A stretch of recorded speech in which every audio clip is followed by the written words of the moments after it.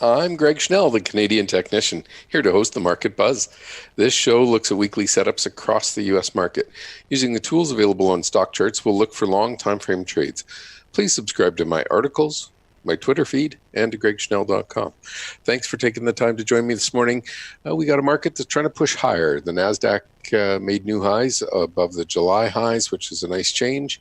And we had some good data out this morning from the jobs. We had some ISM data that was good. So the market's in a bit of a jolly mood, which is good because it was starting to be, you got a 20-year-old with testosterone driving a Ferrari, or you got grandma in her teacup. Well, we were kind of moving at the grandma at the teacup rate there. So kind of hoping to get some little fizz going here in this market. It's been, kind of breakout. So we broke out on Monday, and then we just jogged sideways for 4 days. And then today we're finally accelerating again. So on Wednesday, I mentioned I was going to cover off mortgage REITs, didn't get to it, so we're going to start there. Month-end review, just looking at the charts around the world. And, things in general look bullish. We're making new highs. That's got to be bullish, right? So it's an important time for us to keep aware, though we're trying to break through prior highs. Some of the data's still slow, but we'll keep watching it just to see if it can improve. It's not slow enough to tell us to get out by any stretch. Okay. So here we have the NASDAQ 100 pushing onto big highs, and we have the S&P 500 pushing up. Looking at the daily charts, that's a pretty nice breakout. And looking at the weekly charts, again, these are all on code green. The NASDAQ's been that way for 3 or 4 weeks now, and same thing for the S&P 500. So everything's pushing up. We did not want to see this start to relax here. In terms of momentum, so this is an important inflection point. We're going to keep watching it. I will say that the bond data surprised me this week, and I'll have more of that in my subscriber program this weekend. Lots going on there, and I think that's an important area of the market to watch. But we've got new highs hitting up on the P&F charts, so everything looks bullish from this perspective. I'm just going to jump into my mortgage charts here. What I want to show on these charts, I missed a page. Okay, no, not that one, this one. What I want to show here is this is our mortgage REITs, is an area I want to focus in on. And the reason is because they're starting to behave better. And they have been somewhat weak, and they're starting to improve. So anyway, I wanted to show that and make sure everybody's aware of that. So here we see a big downtrend here, and this is obviously rising up. This one, made its big move up in in August, but we're sitting here and we've gone sideways for 3 or 4 months. It's not the most exciting one out here. Here's iStar, and this one had a big pullback this week, and it looked like it's trying to bounce off the 50, so we'll see. Here's BRT Apartments. This one broke out 2 weeks ago and is trying to push higher, pays a 5% yield. So that's a nice move.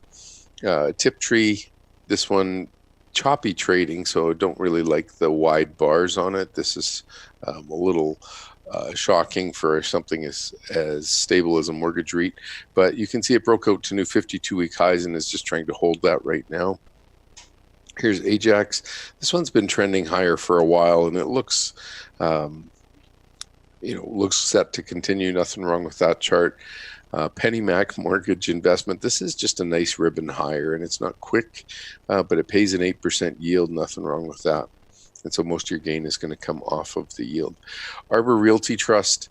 This one's just breaking out to new highs right now, so that's nice, and it's also starting to turn up in terms of momentum, so that's interesting timing. Xantus Capital Corp, this one's breaking out to new 52-week highs this week, so I like that one. Starting to push up here again. Chimera Investment, again, grinding higher, but nice steady trade. Looking in on Two Harbors, this one's really nice as well, breaking out to new 52-week highs and continuing to push to the top side, 12% yield. Nice looking chart. Ready Capital Corporation, this one's breaking out to new 52-week highs in September, jogged sideways for 5 or 6 weeks. Looks like it's trying to get going again. New Mortgage Trust, this one's pushing higher just gently. Starwood Property Trust, assuming that's something to do with the hotel chain. And this is, grinding higher, so nothing wrong with that. AGNC paying a 12% yield, making new 52-week highs this week, so I like that chart. PPO starting to turn positive, so that's a nice clue. MFA Financial, this one's been breaking out for 3 or 4 weeks now. It's not moving up aggressively, but it does pay you a 10% yield to wait. Ours Communication or Commercial Real Estate, this one's trying to push to new highs. Blackstone Mortgage Trust, and again, these have been under favor for a while here compared to the industrial office REITs. So that's the reason I'm focusing on these mortgage REITs this week. New Residential Investment Corp, this one's trying to break out here. Here's $16, and as it starts to push to higher highs, what we need to be aware of is you want to see momentum improving. We're seeing that everything's starting to get a little bit more positive. There is a big downtrend here in momentum, and we'd like to see that break. So if that starts to break, I'd probably be a happier guy. This one pays 12% yield. Dynex Capital, nice push this week up, and a yield of 13% after the push. So that's nice. Western Asset Mortgage, and the point I want to make on some of these is more that they're just starting to break out to new highs. This one's just a stitch away. Needed to get through $10, and what are we today? We're at 10.04, so it's pushing up to new 52-week highs as we speak. Invesco Mortgage Capital, this one's trying to break. It's got the 2 moving averages just below it now. It's got a little bit more to go to break out to the upside, pays an 11% yield. AG Mortgage Investment Trust, this one's been grinding sideways for almost 2 years, and I think the big thing here that we want to watch for is it needs to break out of this trading range. Otherwise, you're getting paid to wait 12%, nothing wrong with that. But these are total return charts. So if we go and we take out the yield payment, and you can do that by putting an underscore at the front, what happens here is you can see that this chart, you're losing capital, but it's staying flat because of the dividend. So what you want to do is make sure that your the chart is trending higher on these. And again, that's because they're total return charts. And what total return means is you add the dividend yield in, and the way that actually happens is you reduce the old prices by the amount of the dividend each payment. So I've got to keep going back here just to get into my mode here, but some of these, the Scooter ranking is starting to get lesser here. We're at 54. This one's just been hovering sideways, so nothing great. But again, these are paying okay yields, 5%, but this is downtrending. I don't think we want to own that one. Anali Capital Management, this one trending down, and again, paying a 12% yield, but that means your capital's still eroding underneath it. Apollo Commercial Real Estate Finance, this one's still trending higher, but not at a rapid pace, but nothing wrong with the chart. It's just pulled back recently, so that pulled the Scooter ranking down a little bit. It's a nice upsloping trend, so perhaps picking it up near the 40-week moving average is a good idea. Armor Residential REIT, this one's been trending down, even though it's got a big payment, so I'd probably avoid that. Orchard Capital, what's interesting is it's starting to try and break this downtrend in momentum, so there might be something there. Keep watching that, but again, you want these things to be trending higher when you're owning them, so you're not getting distribution income but losing your capital. These charts should be trending up if you're going to own them. And so here we are with Anworth Asset Mortgage, and this is trending down. And again, this whole concept of having them trend down, not very helpful. But if all of a sudden as a group they were going to start to turn up, and I'm just going to pull up the chart for you, and I just want to make sure I have the right ticker symbol for the mortgage group. Let me just quickly check my notes. Goes quite quickly here. Too many notes on my pages. There it is. Okay, so we're going to go to dollar DJUSMR, And what we see here, what I want to show you is on um, so this is the index for the mortgage REITs. So within the REITs, you have mortgage REITs and industrial REITs, and this is specifically the mortgage REITs. And what you see is there was a big uptrend here for a long time. It's been trending down for a couple of years, and it's just starting to turn up here, which is one of the reasons I'm interested in it. I'd really like to see this whole group start to get PPO above zero, starting to get positive momentum. That's what happened when we got this big thrust back here in 2016. And that was a real good place to get on board. So we want to watch for that change. And again, we'd be moving away from some of the other industry groups, perhaps. So if we just take the back of this, and I think, if I'm not mistaken, no, I misplaced the other one I wanted to show you in contrast, but we had the industrial office REIT heading higher and we had the mortgage REITs heading lower. And now it looks like to me they want to swap. So I just want to make that distinction that they are starting to turn. And as they start to turn, I think it's a pretty important inflection point. So with that, we're going to take a quick break and then we're going to come back and I'll show you some other stuff going on here in the market that I think is supportive of our bull market advance. Today's market volatility provides savvy traders and active investors with an abundance of profitable opportunities. At the Traders Expo Las Vegas, November 7th through 9th, over 75 of the most respected traders in the world, including Dennis Gartman, Tom Sosnoff, Todd Gordon, and Tom DeMark, will explain how they're adapting their strategies and share the specific trading opportunities they've identified in equities, options, forex, futures, cryptocurrencies, and more. Claim your free pass to join them at tradersexpo.com. Okay, the big thing that I want to talk about now is what happened in October for the rest of the world. And when I say the rest of the world, it didn't happen in Canada, but it happened everywhere else. There was a lot of pushes to new highs, and that was a pretty important things to see. So on the chart here, I've got the German stock market. And again, Europe's been in trouble for a while. Mohammed El-Arian was on the other day and Europe's a mess is what he said. And, that's pretty blunt for a guy in a large corporation to talk like that. But the big thing that we're seeing here is look at this, we had to rise up and then all of a sudden this was rolling over very hard. And now this month, so you had a strong September, and then October just shot up and really made a nice big move.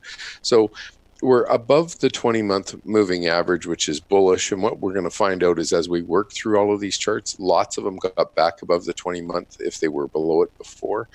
That's a pretty important place on the chart. My work, when I go back and look at 2008 and 2009 over in here, when everything started to drop as a group below the 20-month moving average, it was an important place on the chart. So that's why this period has been particularly difficult because we continue to oscillate across it and we haven't been able to get a clear, concise direction. Well, this month we got new 52-week highs. So that is much more bullish. When we look on a weekly chart again, I've taken the Bollinger Bands off here, but there's still the 20-week moving average, which is the blue line. When you see that, what's it telling us? So we're on the top half, and usually when we're, below the 20-week, it's a place to avoid, and when we're above the 20-week, it's a place to get on board. So what's made it tricky recently, obviously, is we were above, below, above, and now we're actually starting to break this 2-year downtrend. And one of the concerns I have was, everybody keeps talking about the positivity of the China deal, and I want to be on board, and I've been trying to be on board, talking aggressively about that being a big bullish catalyst. One of the frustrations I have is we don't seem to get the same discussion from both sides. So China's saying we're not as close to signing as everybody else thinks we are, and on the U.S. side, it's like we're close to getting this deal done. The paperwork's being written. We'll get together and it'll all be done. That's really uncomfortable, and the reason for that is, a lot of these charts are breaking. This is when the tariffs first started to happen back here in January 2018. So we're running on the fact that the tariffs have at least been held back and won't increase, and perhaps we're actually going to get a trade deal signed. If that doesn't come to fruition, I think we have a real problem, and the bond market doesn't sound like it's as optimistic as the charts show. So I want to stay in tune with what's going on in those trade negotiations, because if that was to cause a global slowdown, let's say January comes and we don't have any sort of a deal yet, and they've pushed farther apart again, all of a sudden, this could roll over hard. But while the party's going on, I think we want to be invested. This is a 3 or a 4 year trend line on the DAX here on the weekly chart. Maybe just open this up so we can see it a little bit more. What we want to see here is this big long downtrend in momentum starting to break to the upside, and that would obviously be bullish. We got the breakout in the price action, which is really nice. We're getting the breakout in the momentum. So these things are starting to look good, and the emerging market ETF has been breaking out over the last couple of weeks. We've been discussing that. So we're seeing some good price action, but I do want to add on the bottom of all of this, if the news about the China trade deal is not going to come to fruition, which is the polite way of saying that, I think that would put a huge change in market tone here. So as they get closer to signing the agreement or not signing the agreement, I think it's still important to stay aware of what's going on that front. Now here's France on the monthly market, and what you see here is a big giant uptrend. Broke out to new 52-week highs in October, closed up there, the highest close. So that's a really nice bullish thrust. We like to see that. We're in the top half of the Bollinger Bands. This RSI trend that's been here for a couple of years, breaking out to the upside. We're having a bounce off the zero level on the momentum indicator. Those are all bullish signs. And again, we've got a positive cross here a couple of months ago, and it's starting to accelerate. Again, chopping here back and forth above this 20-month moving average for a long time here. It goes back to 2017. We were at the same price point. So this is, a lot of chop for technical traders, for people who are trying to fund their retirements. We haven't gone anywhere. So it's a little bit of a problem that we can't get inertia. Well, now we're finally breaking out to new 52-week highs, and we saw that on the DAX, and we're seeing it on the CAC Caron. Now, here's the issue. We start to get breakouts like this, and then the first thing that happens is we break out and then we stall again. So we need to be aware just how sensitive the market is. But again, I want to try and be bullish because there's a broad bullish thrust trying to go on. Again, this week we went sideways all week, even after the Fed meeting. Thursday we pulled back a little bit and then rallied up to close. But on this morning's announcements, everything shot up. And now the real question is we need to make sure we follow through here and don't end up being like the high on the first of the month and roll back down. So that's one of the things that I want to put out there. When guys like L. Arian are saying, Europe's a mess, when JP Morgan has lowered their price target on the S&P 500 100 below where we're at, they estimate 29.50 for year end. I don't, can't follow that. We want to follow the price action, and the price action is definitely going higher. I think it's stuff like this, just this stalling action after a breakout, and the first thing we do is end up getting nowhere, try to go higher and stall again. So we didn't have a lot of momentum. I mean, we've been up here for 6 or 8 weeks, and all of a sudden we try to rally and fail. So next week becomes more important when we start to see these candles pull back to end the week. Here's the Dutch market, and it hasn't been able to get going. It briefly pushed up on the month and then stalled there. So a lot of trading for nothing. And then when we get onto the weekly chart, you can see here the resistance we're at, but we're in a lot of overlap here and trying to get going. Wouldn't say that that's a big market for us to follow, but here is the one that I want to see perform better, and this is Sweden. And this market looks really, really good. Pushed all the way up above the upper Bollinger Bands on the monthly chart. breaking this big 4-year downtrend in momentum, starting to turn higher. I mean, these just look great. So it's a chart like this that makes me more positive. And then you look at this weekly chart and we pushed up and pulled back. Now, after such a big thrust here for the last 3 or 4 weeks, who'd be surprised that we come back and back test this level of 1020 and then take off to the upside? Probably every technician in the world would think that would be normal. So I'm okay with stuff like that. I think the bigger issue is for those ones that are barely above their prior highs to start failing right away is a problem. You kind of want to see this action and then a bit of an exhaustion, come back to support, and then take off to the upside. Okay, the UK, and what we see here is this upsloping trend line. You know, this month we've tested both the top and the bottom range here, and we all know that they're going to go to an election, but you could just see this chart is weakening here. PPO starting to roll over, not that negative, but we are below the 20-month moving average to end October.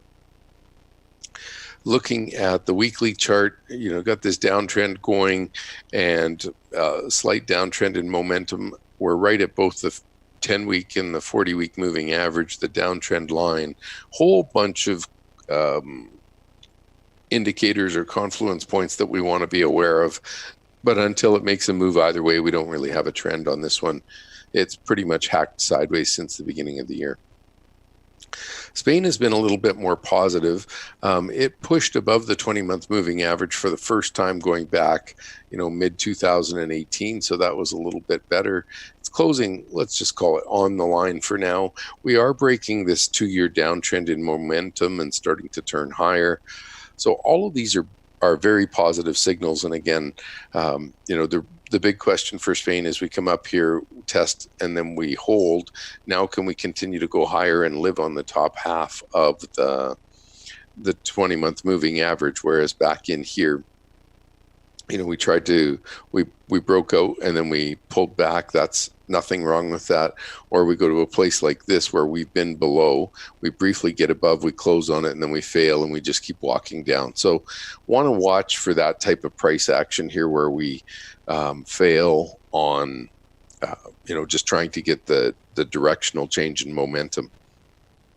Greece, nothing to be, you know, too optimistic about. But again, this chart, it's been in the news so much since 2011, since their big financial pressure. And we've got this sideways grind here, getting higher lows and lower highs, and which way is it going to break? It's trying to push to new highs here. So that's good to see.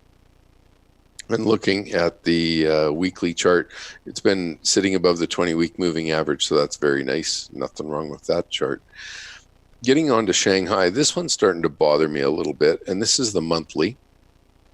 And you see that we've got an upsloping momentum, but with not a lot of thrust here. And we tried to push higher. We got up near last month's high, didn't hold there, tested last month's low, and we closed in the bottom third of the bar.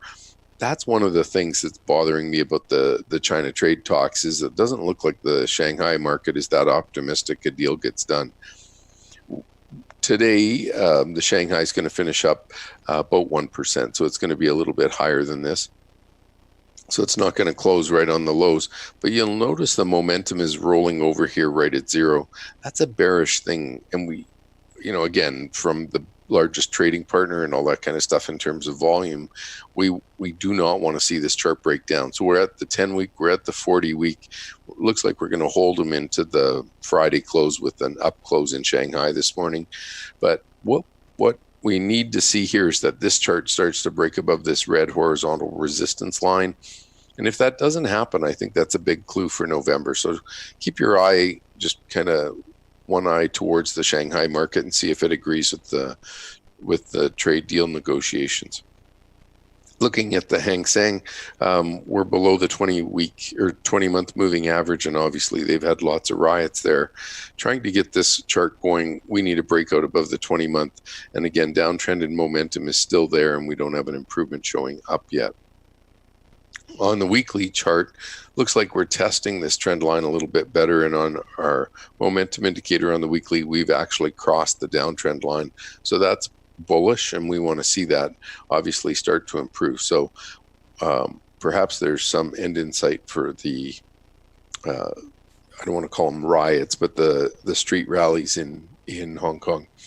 Here's the Nikkei, and what we see here is it's making highs of the year, and it's going back very close to 52-week highs. So this is a pretty bullish candle that we've seen. And again, trying to turn momentum up just around zero. This is an important place to see thrust. On the weekly chart, we had a failed breakout back here, but now all of a sudden we're up, and I think at the end of October, so we're now at new 52-week highs on the Nikkei. So that's a pretty important bullish sign. And again, another chart hitting new 52-week highs. So we've got them in Europe, US, and in Asia. So broad breakouts like that are important. Here's the Bombay Stock Exchange in India. This is a weekly chart, and it's pushing to new 52-week highs. This looks very bullish and turning up right at zero. That's a really nice place to get on board. Looking at the Kospi in South Korea, tilting down, not getting going, and we saw some. We got mixed reviews from some of the technology companies out there. Most of them gave us good numbers, but the odd one shocked us to the downside. And so we need to just stay in tune with what's going to happen with technology and the supply chain management as we work through these tariffs. Australia is holding up near the highs. This is pretty bullish on the monthly chart, and on the weekly, it was trying to break out of this triangle. And as you can see, let's just call it closed right at the apex. We haven't got a direction yet. It was looking much more bullish earlier in the week when it was sitting up here. All of a sudden, to close down near the low end of the bar isn't exactly perfect. So I continue to lean on commodities to help tell me the direction of this market. Russia is breaking out on a big long-term time frame, so that's pretty bullish. Here we are on a weekly chart. You can see it's jumping up above the prior high, so that's nice. But pretty much closing on a doji isn't able to hold above last week's close. TSX monthly, we're trading sideways here, nothing really going on. And the Canadian markets just finished their election, so there's a minority government, so we'll see how the market responds with that. The weekly chart couldn't do anything the entire month of October, and all of a sudden today, November 1st, it's finally making a move back above the range, so it's actually at 4-week highs, where it's just been chopping sideways for a long time. Okay, Brazil making new 52-week highs, pushing up. These are new monthly highs. This is Brazil on the weekly chart. It pushed up, made higher highs, but we got a doji close here, and we've got a downtrend in momentum, so we just want to keep watching that. Over into the U.S. now, what we see here is, the monthly chart is going to start to break out to new highs. That's a beautiful place to start. We're starting to get the PPO crossing up here. That's just another big bullish clue for us that things are trying to improve. And again, it's the rate of change that we want as we come out of this prior highs. We really want to see a thrust on these charts and get some inertia going upward. Okay, NASDAQ 100 breaking out to new highs, very bullish. And I think, just go down here to the monthly chart for the NASDAQ. The one thing we're waiting for here is to get this downtrend and momentum actually crossing. And so if we close November up, this will be a very nice place, a confirmation of the breakout. So that'll work out good. So thanks for taking the time to join me on Market Buzz. Market Buzz airs live Wednesdays and Fridays at 10:30 a.m. Eastern and 7:30 a.m. Pacific time on StockCharts TV. You can also catch replays on the StockCharts YouTube channel or on the StockCharts TV, which has a running list of technical charting informational shows. Thanks. Have a good weekend. There's a Chart Watchers article coming out. Check.